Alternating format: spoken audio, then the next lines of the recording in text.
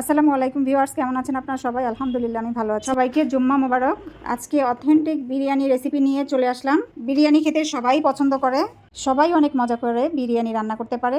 আমি যেভাবে রান্না করি সেটাই দেখাবো আপনাদেরকে। এখানে আছে কাঁচামরিচ, পেঁয়াজ কুচি, কাজু বাদাম, চীনাবাদাম, কিশমিশ, এগুলো একসঙ্গে ব্লেন্ড করে নিব। আরও আছে টক দই আর টমেটো সস। এই সবগুলো উপকরণ ব্লেন্ড করে একটা বাটিতে ঢেলে নিয়েছি। এর সঙ্গে এখন আরও মশলা অ্যাড করব। এখানে দিয়ে দিলাম আদা রসুন বাটা। আদা আর রসুন একসঙ্গে আমি বেটে রেখেছিলাম, এখানে পরিমাণ মতো আদা রসুন বাটা দিয়ে দিয়েছি। তারপর এর সঙ্গে মিশিয়ে দিব 1 প্যাকেট বিরিয়ানি মশলা।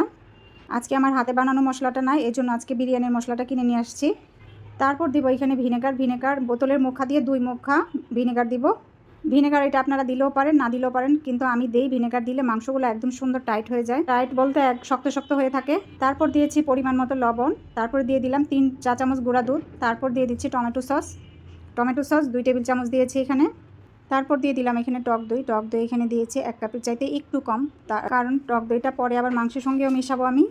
এখানে এই জন্য টক দইটা একটু কম পরিমাণ দিয়েছি। এখন সবগুলো উপকরণ একসঙ্গে মিশিয়ে নিব। তারপর দিয়ে দিলাম মরিচের গুঁড়া, লাল মরিচের গুঁড়া। এখানে মরিচটা যার যার পছন্দ মতো দিবেন, যে যেমন ঝাল খান সে অনুযায়ী। তারপরে দিয়ে দিলাম জিরের গুঁড়ো পরিমাণ মতো। বাদাম, কিশমিশ আর পেঁয়াজের সঙ্গে কিন্তু কাঁচামরিচও ব্লেন্ড করা আছে। এখানে লাল মরিচটা এর জন্য একটু কম করে দিয়েছি। এখন পেঁয়াজ বেরেস্তা করে নিব। এক চুলায় পেঁয়াজ বেরেস্তা বসিয়ে দিয়ে আরেক চুলায় আমি আলুটা ভেজে নিচ্ছি, নাহলে দেরি হয়ে যাবে। আজকে শুক্রবার, জুমার দিন একটু রান্নাটা তাড়াতাড়ি করতে হয়। আলু ভাজার জন্য এখানে পর্যাপ্ত তেল দিয়েছি আর দিয়েছি স্বাদমতো লবণ। আর এখানে পেঁয়াজ বেরেস্তাটা হয়ে গিয়েছে, এখন আমি পেঁয়াজ বেরেস্তাটা উঠিয়ে নেব।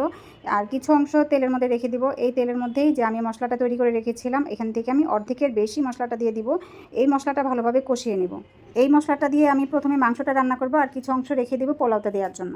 অল্প জাল দিয়ে এখানে মশলাটা ভাজা ভাজা করে নিতে হবে। বাদাম, কিশমিশ, আদা রসুন যা যা মশলা আছে এগুলো সব ভাজা ভাজা করলে সুন্দর একটা ফ্লেভার চলে আসবে। আর এখানে দিয়ে দিলাম এলাচ, দারুচিনি, তেজপাতা, লবঙ্গ, সবগুলো দেওয়ার পরে মশলাটা ভালোভাবে কষানোর পরে এখানে দিয়ে দিলাম মাংস। অনেকে মাংসটা ভেজে নেয়, আমি কখনো মাংসটা ভেজে নিই না। আমি আলাদা কোনো ঝামেলা করি না। এইভাবে যদি আস্তে আস্তে কষিয়ে রান্না করা যায় তাহলে মাংস ভাজা লাগে না, একদম মাংসটা সুন্দর শক্ত হয়ে যায়।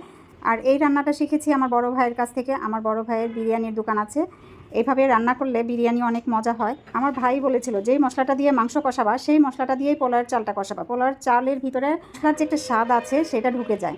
অনেকে সাদা পোলাও রান্না করে তারপর এখানে মাংস মিশিয়ে দেয় বা বিরিয়ানির মাংসটা মিশিয়ে দেয়। আমি ওইভাবে রান্না করি না, আমি সবসময় এইভাবে রান্না করি। আর আমার বড় মেয়ে বলতেছে, আম্মু পোলাওটা যেন সাদা সাদা না থাকে, সাদা পোলাওয়ের সাথে ওই মাংস রান্নাটা মিশিয়ে দিলে তার কাছে ভালো লাগে না। এই জন্য এইভাবে রান্না করলে আমার মেয়েটা খুব পছন্দ করে। আর এই রেসিপিটা আমার ভাইয়ের, এইভাবে রান্না করলে কিন্তু খুবই ভালো লাগে। আর আমি কিন্তু ওইখানে শেষে দেখেছেন আমি আরও কিছু টক দই ওইখানে মিশিয়ে দিয়েছিলাম।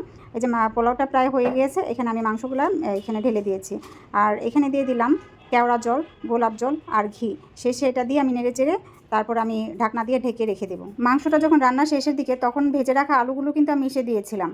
এই যে এখানে কেওড়া জল, গোলাপ জল আর হলো ঘি দিয়ে এখন আমি ঢেকে রেখে দেবো। আর উপরে দিয়ে দিলাম পেঁয়াজ বেরেস্তা দিলে কিন্তু সুন্দর একটা ফ্লেভার আসে। আর আমি যখন পেঁয়াজ বেরেস্তা করেছি এখানে আমি তেলের মধ্যে কিছু ঘি দিয়ে দিয়েছিলাম পেঁয়াজ বেরেস্তাটা যাতে সুন্দর ঘ্রাণ হয়। এই যে বিরিয়ানি রান্না হয়ে গিয়েছে, দেখেন তো কেমন হয়েছে। তারপর বেড়ে খাওয়া দাওয়া শেষ হয়েছে, পরে মনে হলো যে আমি একটু বাড়া দেখালাম না, কোনো কিছুই দেখালাম না। আমার মতো এমন ভুল কি আপনারাও করেন? কমেন্ট করে জানাবেন। তবে বিরিয়ানি রান্নাটা কিন্তু খুবই মজা হয়েছিল, সবাই খুব মজা করে খেয়েছে। এভাবে একদিন রান্না করে খেয়ে দেখবেন, তারপর বলবেন কেমন হয়েছে। অসাধারণ হয় এইভাবে বিরিয়ানি রান্না করলে। আজকের মতো এখানেই, আল্লাহ হাফেজ।